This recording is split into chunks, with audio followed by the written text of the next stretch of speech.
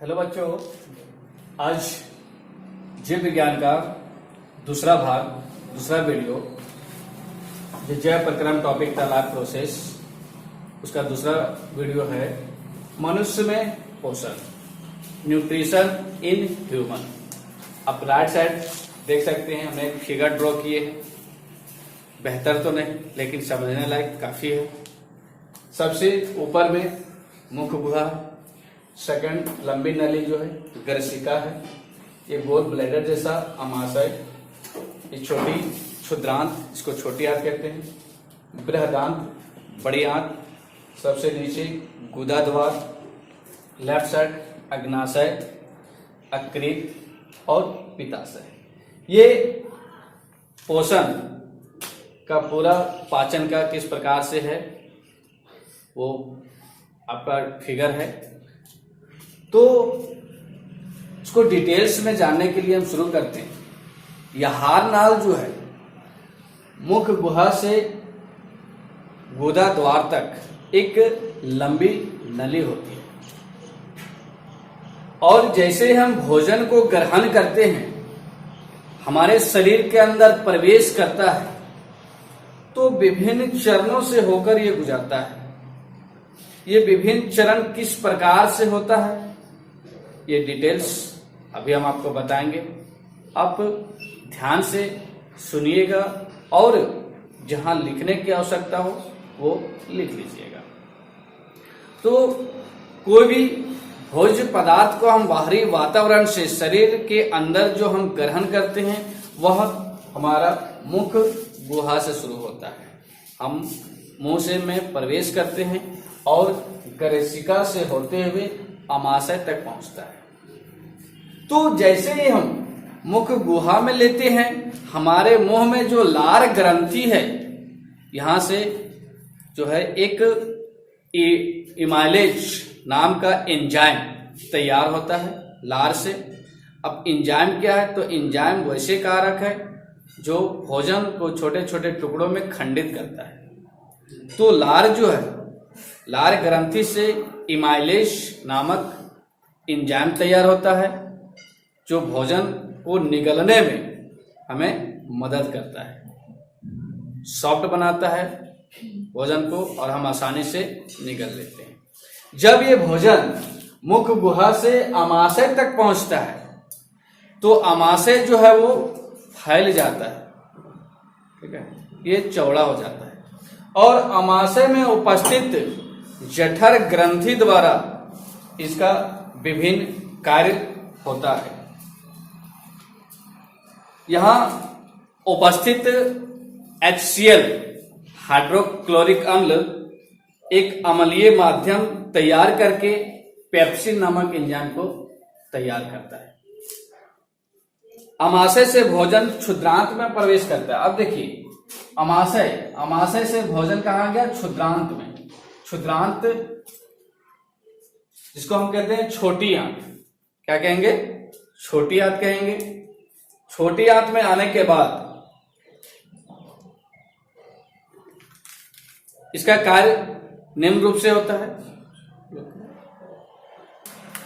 तो ये क्षुद्रांत जो है, यहार नाल का सबसे लंबा भाग होता है, और यह यहार नाल का सबसे लंबा भाग होने के कारण सभी जंतुओं में क्षुद्रांत की जो लंबाई है वो विभिन्न होते हैं। जैसे मांस खाने वाले जीव जंतु होते हैं, उसका क्षुद्रांत छोटा होता है, जबकि शाक या शाकाहारी जंतुओं की जो क्षुद्रांत है वो लंबे होते हैं। ऐसा क्यों होता है, क्योंकि मांस का जो पाचन है वो सरल तरीके से होता है, जबकि घास में उपस्थित सेलुलोज का जो पाचन है वो थोड़ा लंबे प्रोसेस से होता है, जिसके कारण से है कि जो शाक सब्जी खाने वाले शाकाहारी जंतुओं का जो क्षुद्रांत है वो सबसे लंबे होते हैं। क्षुद्रांत कार्बोहाइड्रेट, प्रोटीन एवं वसा का पूर्ण पाचन स्थल है। क्षुद्रांत एक ऐसी जगह है जहां प्रोटीन, वसा और कार्बोहाइड्रेट को पचाने की क्षमता होती है। क्षुद्रांत के भीतरी सतह में ये जो क्षुद्रांत है, इसके भीतरी सतह में बहुत सारे छोटे छोटे संरचनाएं होती हैं जिसे हम दीर्घरोम कहते हैं। क्या कहते हैं? दीर्घरोम। इसके आंतरिक स्तर पर दीर्घरोम होते हैं। यह पाचित भोजन को अवशोषित करता है और ऊर्जा के रूप में कोशिका के सभी भाग तक पहुंचाता है।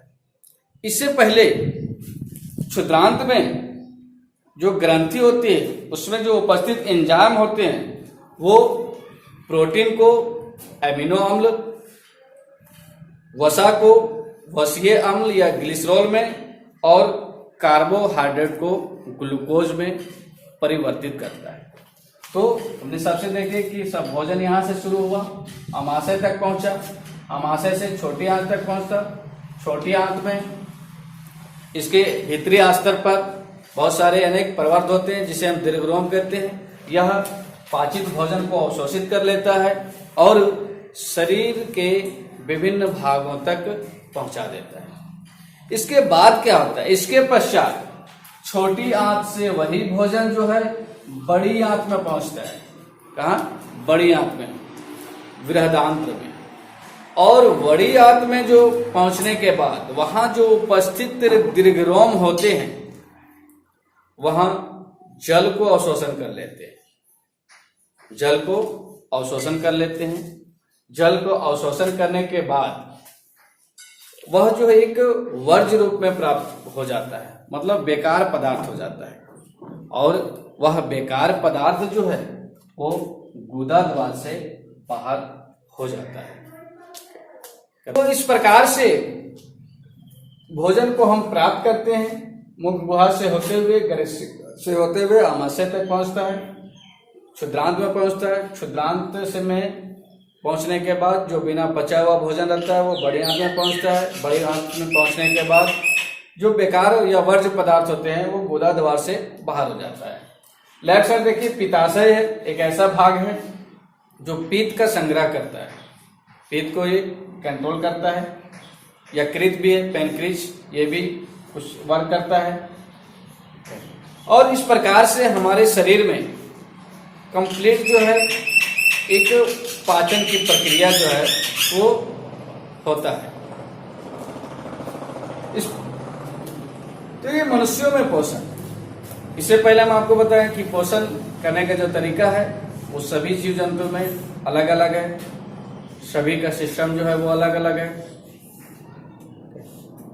अब आपको हम नेक्स्ट टॉपिक में बताएंगे कि जंतुओं में श्वसन की प्रक्रिया, रिस्पिरेशन इन एनिमल्स किस प्रकार से होता है, वह प्रक्रिया किस प्रकार से संपन्न होती है। ठीक है, आज के लिए इतना ही। धन्यवाद।